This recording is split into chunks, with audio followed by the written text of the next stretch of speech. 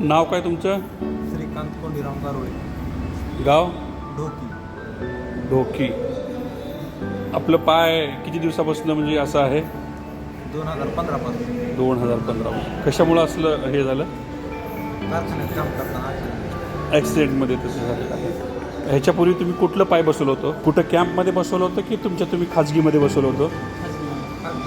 खाजगीमध्ये. त्याला किती खर्च आला होता? 1 लाख रुपये खर्च झाला. 1 लाख रुपये खर्च आला होता. किती वर्षापूर्वी घेतलात ते? 9 वर्ष झालं.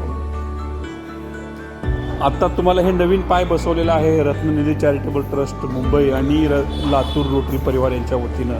तर तुम्हाला आता हे पाय बसवले, तुम्हाला आता कसं वाटलं तुम्हाला? छान आहे.